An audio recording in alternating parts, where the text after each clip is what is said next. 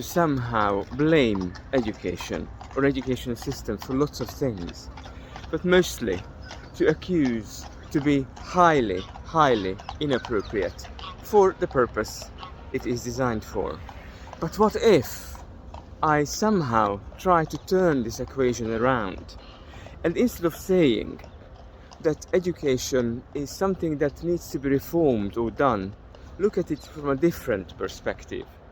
Look at it as a response to unmet needs that we had developed almost accidentally. Yes, indeed, I'm going on about again the Enlightenment and the Industrial Revolution. Here in Britain, it is often being said, which seems to be true, that education, public education, as in education for the crowds, not as in private schools, is somewhat industrialized still, which is already creating a discrepancy because the country itself mostly de-industrialized by now. Education creates the necessity for people to mingle with one another. But we must not ever forget what we learn in education, what we get from it. I'm not talking about the formal side of things. I'm not talking about the formal curriculum.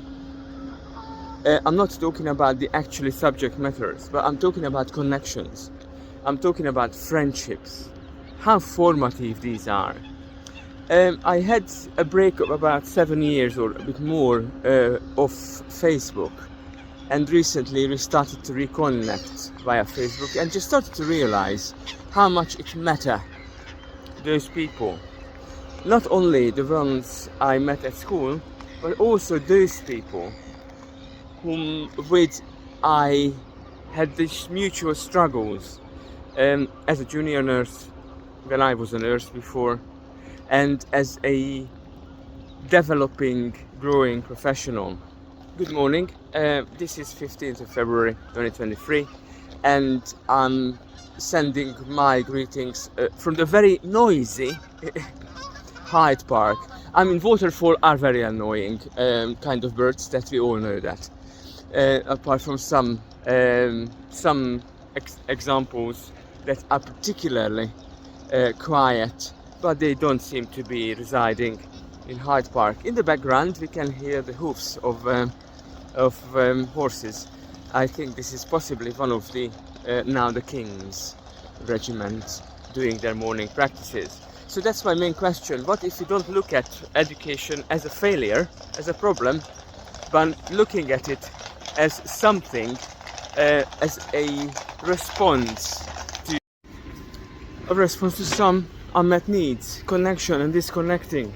Loneliness is a known consequence of this very odd way of dealing with growth and capitalism, which meant at the cost of alienation, that on the long run, now we know, does not pay off at all. So what if that's going to be the way for us to remain in connection with one another, not to destroy our environment, to make life, human life on planet Earth, sustainable, therefore necessarily including and inclusive. I cannot talk any longer because my facial muscles once again are frozen. So again, I wish you a very nice day for today, 15th of February 2023, from the Hyde Park in central London. I think I ought to make my way back to Vauxhall, to my base. Have a nice day.